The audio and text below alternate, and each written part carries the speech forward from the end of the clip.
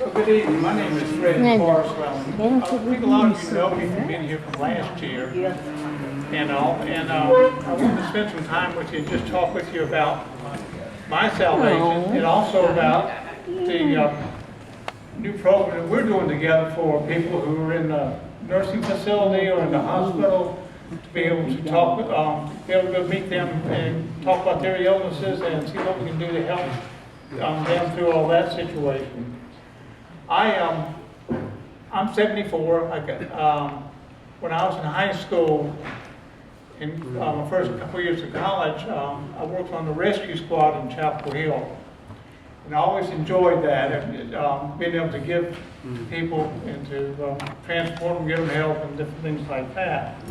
And that had something to do with my story down the road here. But I wanted to share with you that experience that I had back in 2011. Our family lost my wife after 36 years and to cancer. And so it was very devastating for us. And that was in February of 2011. And you know, as a family, we thought you sometimes think, well, I've done everything right. You know, why would the good Lord do this, disrupt our family like this? And, but sure enough, we were able to get through it. But we got through it because of our church body over in Henderson that we belong to. You know, it's wonderful having church people that care about you, want to be there for you in situations like that. And my daughter says the same thing to me. We could have never gotten through that had we not had the church family and all to. My wife Leslie was very faithful. Thank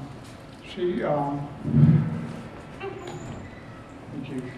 So she was very faithful. And in 2010, she'd been losing some weight, but nothing. She was a good-sized woman, but she'd been losing some weight over a period of time, and so we didn't think a whole lot of it. But she became sick, and so we had to get her checked out. And come to find out, she had had a sarcoma cancer in the back part of her, what we call retroperitoneal, in the back side of her, in her back side. And she had it was a terrible cancer. We both worked in medical oncology and radiation oncology at a small hospital over in Henderson, North Carolina. We provided care through Duke for the 5-county area up there. Chemotherapy and also radiation therapy. And so we were able to do that, and people up on the lake, so we provided that care. My wife was the director of that. She helped us build a new cancer center there. And unfortunately, she lived just long enough to see it, the cancer center open and all. We had grown so much. We went from 7 chairs to 21 chairs, and now it's like 28 chairs and 2 beds and different things like that, just to try to take care of people. So, so one of the biggest things that she always was very faithful. She, even on her dying days, she would always talk to people about life, about Jesus Christ, how important he was in her life, and how important that she would be they would be in their life as well. So she was very prepared, you know, and probably more so than we were, but at the same time, we loved her dearly. We hated to give her up. But she always said to me, she said, you know, I wanted God to save me so that I could be a witness for him to all the people that he is real, not only with me, but with everybody else. And unfortunately, that didn't happen. So, in November of that year, 2011, she passed away in February. In November 2011, I had rotator cuff surgery done. I had to put it off until we got through all that. And I knew everybody at the hospital. I've worked there 25 years, almost 30 years. So I knew everybody from OR all the way up to the hospital. And so I was in the OR getting ready to go to surgery one morning, and the anesthesiologist is a good friend of mine. And I said, Dr. Coe, you're going to have to take care of me today. I said, the last time I had surgery, I was 5 years old and had my tonsils taken out. So we laughed about that and all. And I got through surgery, got upstairs on the floor. I had rotator cuff surgery done for this shoulder right here. Got up on the floor and had a heart attack. I was a full code for 28 minutes. I was down. And my daughter had stepped out to go get some sandwiches and lunch to come back to be with me and all like that. She got back in and she was they were right in the middle of the code. It was like 15 minutes into the code, and they came out and told her there was nothing else they could do, that they shocked me, giving me medication, I wasn't responding. So I had a good friend of mine that was my primary care doctor. He was standing outside my room, and I had a lot of other doctors and nurses and people like that. I often wondered if they were just rolling the dice to see if I was going to be able to pull this off, see if I was going to be able to pull this off or what. But they had he had himself to call a cardiologist downstairs from Duke who had just come to the hospital to work to start the practice. She came up and ran my code. The anesthesiologist that was downstairs, who I talked with that day, who was looking in on me, he came up and did all my chest compressions for me. So I had a lot of people, not only God, but a lot of people in my corner looking after me. And after 15 minutes, we went out and talked to my daughter, and she says, he's the only parent I have left. Keep working on him. Sure enough, 5 minutes later, my heartbeat started back. And I was transported to ICU and then went on down to Rex Hospital. And I remember going into the room where they, and the doctor told me, said, Mr. Carswell, said, I got some good news and some bad news for you. The good news is you're going to be all right. The bad news is you've had a heart attack. So, and that was just all I really remember from that point. Then 2 o'clock in the morning, I woke up in ICU. My daughter was there, and she was telling me the story, what went on between the hospitals and all like that, and all. And the nurse told me that in ICU, she said, now look, if you're doing okay, we're going to take all those tubes out of you tomorrow morning at 6 o'clock. I'm thinking, here it is 2 o'clock and 6 o'clock. That's 4 hours on the way around, you know. So they gave me some medication and they put me back out. They thought that would be the best thing to do anyway. So I woke up at 6 o'clock that morning. I was in the room by myself and all. And you know, it was so interesting. There was a presence there that I can't even begin to tell you. There was nobody in the room, but I could just feel it. And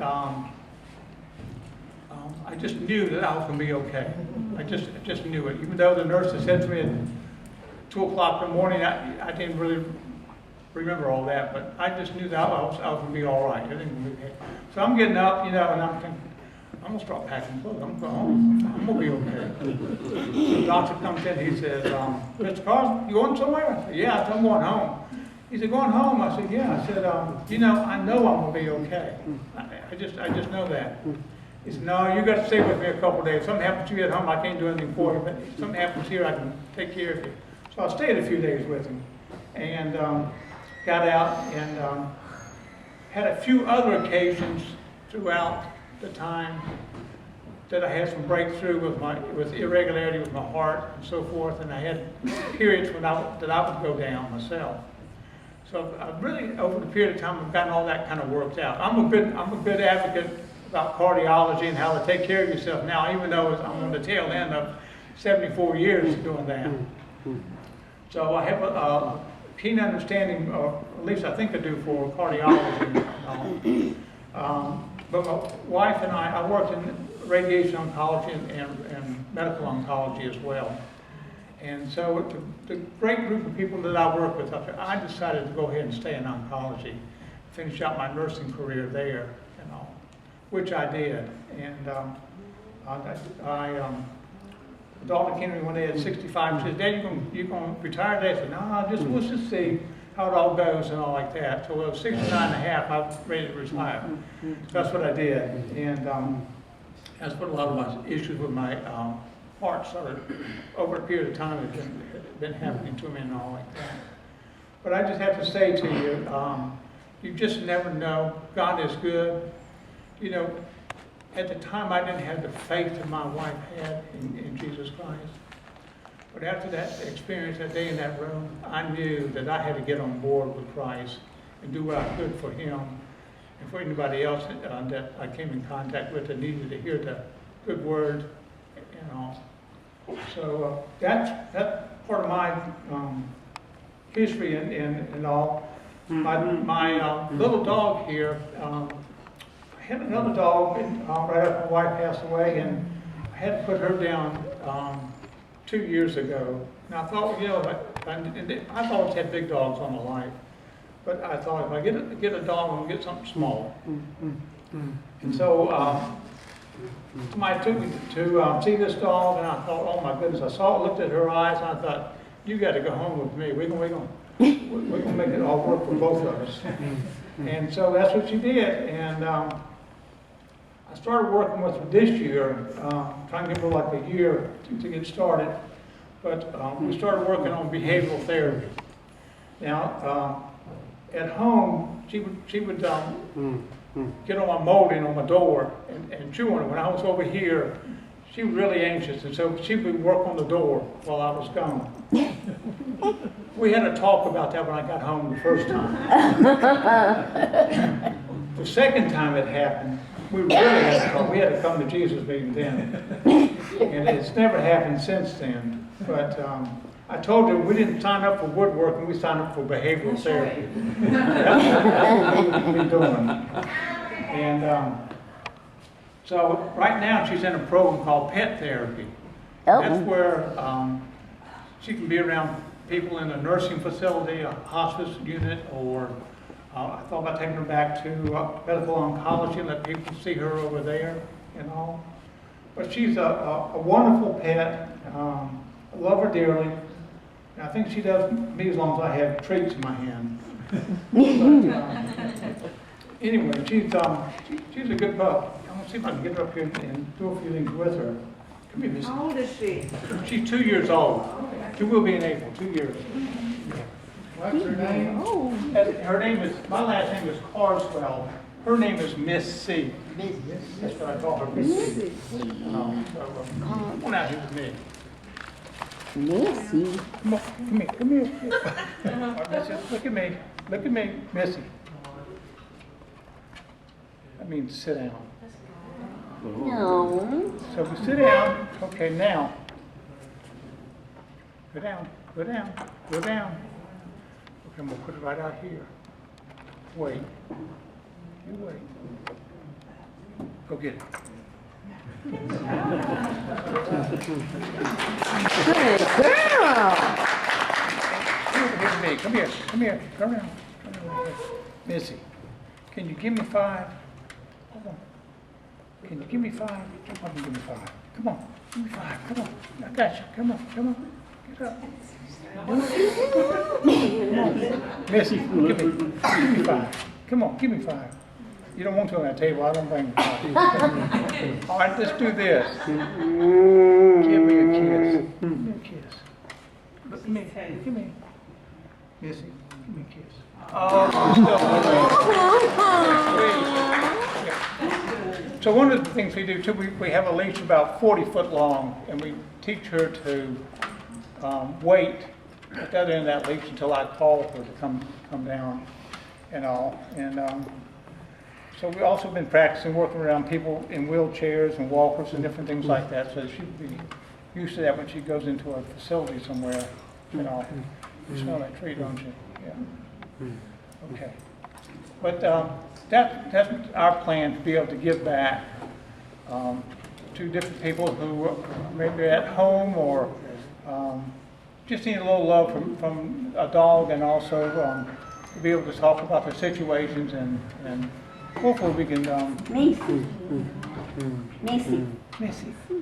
Missy. Look at that. Hey, Missy.